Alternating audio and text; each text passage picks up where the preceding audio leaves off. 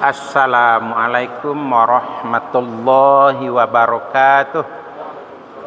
Alhamdulillah wassalatu wassalamu ala Rasulillah. Qala Allah Ta'ala fi suratil Baqarah, a'udzu billahi minasy syaithanir rajim. At-talaqu marratan fa imsakum bima'ruf aw tasrihun bi ihsan. Bapak Ibu jamaah zuhur rahmatullah, Allah Subhanahu wa taala Tuhan kita berfirman di dalam kitab suci Al-Qur'an surat Al-Baqarah ayat yang ke-229. Allah nyatakan at-talaqu marratan. Talak itu hanya 2 kali. Artinya tidak lebih. 3 kali itu lebih namanya. Jadi talak cuma boleh 2 kali. Apa makna 2 kali di sini? Yang pertama, bahwa dalam Islam tidak boleh talak itu jadi barang mainan. Kalau sudah lebih dari 2 kali itu namanya talak itu dijadikan barang mainan. Maksimal 2 kali talak. Jadi misalnya seorang suami mentalak istri, lalu dalam masa iddah suami rujuk kembali kepada istrinya.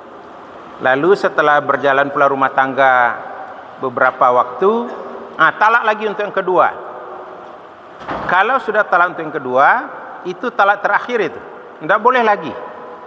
Silakan rujuk dalam masa iddah pada talak kedua tadi. Kalau sudah rujuk, ya rumah tangga itu harus berjalan terus sampai wafat salah satu atau kedua-duanya. Jadi tidak boleh setelah talak 2 ada talak ketiga. Kalau ada talak ketiga, konsekuensinya apa? Tidak ada hak rujuk lagi. Tidak boleh suami rujuk kepada istri dalam masa iddah. Masa iddah itu disebut oleh Allah di dalam surat At-Talaq ayat yang keempat. Wal mutallaqat yatarabbasna bi anfusihinna salasata quru. Setiap perempuan yang ditalak oleh suami itu menunggu masa iddah sampai dengan 3 kali quru, yang menurut mazhab Syafi'i itu 3 kali quru berapa? 3 kali quru itu adalah 3 kali suci. Jadi setelah habis 3 kali suci dari talak ketiga tadi, maka si istri akan jadi istri orang lain. Jadi suami setelah jatuh talak 3 tidak ada haknya. 1 rujuk tidak boleh, 2 nikah baru pun tidak boleh dengan mantan istri itu.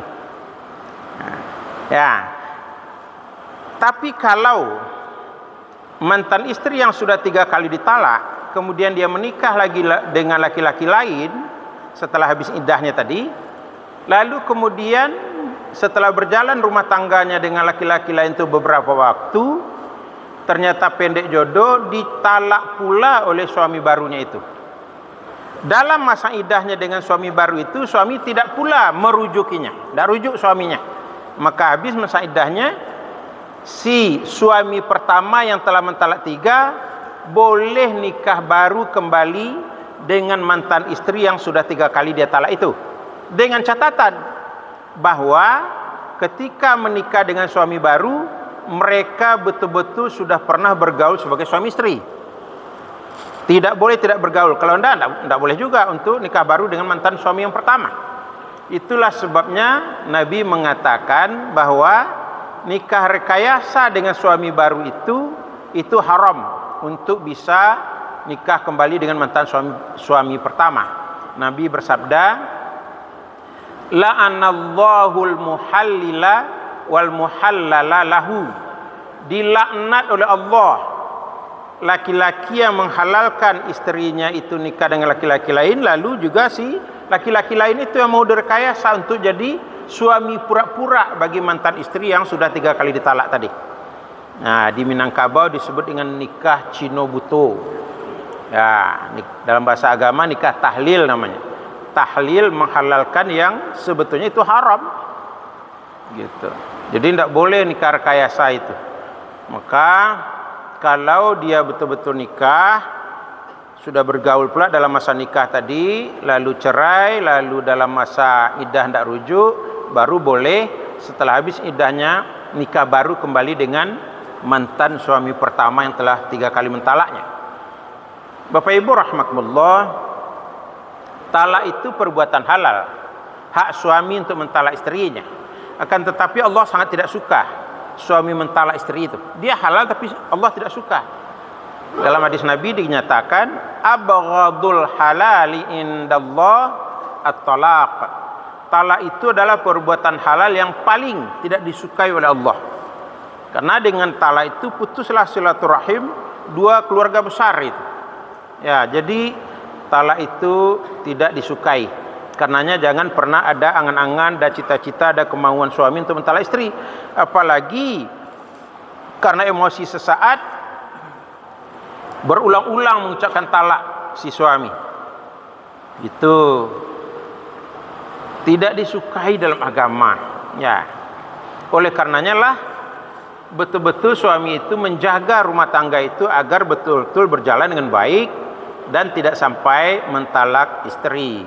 Kalau suami merasa ada hal yang tidak beres, dia diam saja, tidak usah ucapkan kata-kata talak itu. Apalagi kalau di Indonesia beratus kali pun diucapkan kata talak di rumah tidak diakui oleh negara, harus diucapkan di depan sidang pengadilan agama. Begitu kata Undang-Undang Perkawinan, Undang-Undang Nomor 1 tahun 1974, Junto Peraturan Pemerintah Nomor 9 tahun 1975. Tidak sah talak kalau tidak di depan sidang pengadilan. Pengadilan agama bagi yang beragama Islam, pengadilan negeri bagi yang tidak beragama Islam. Jadi talak di rumah itu tidak sah. Kenapa? Karena zaman Nabi juga dibatalkan talak di rumah oleh Nabi. Salah satu kasus Abdullah bin Umar, putra Umar bin Khattab, mentalak istrinya.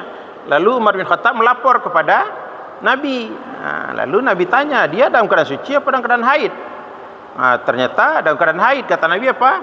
Tidak jatuh talaknya, suruh aja dia pulang lagi itu, anakmu itu kepada istrinya. Tidak jatuh talak itu. Jadi Nabi pada waktu itu memfungsikan diri beliau sebagai pengadilan agama, membatalkan talak yang sudah diucapkan di rumah. Tidak sah itu. Jadi diperiksa dulu oleh pengadilan, sudah betul-betulkah layak orang berdua ini berpisah atau tidak? Masih ada upaya damai yang mungkin ditempuh. Kalau ada, ya dilakukan mediasi. Tidak lantas talak-talak gitu saja, berguncang aras Allah itu. Ya, jadi dalam Islam talak itu sesuatu yang halal tapi tidak disukai oleh Allah Subhanahu wa taala. Itu dulu kultum zuhur kita pada kesempatan ini. Terima kasih. Wassalamualaikum warahmatullahi wabarakatuh.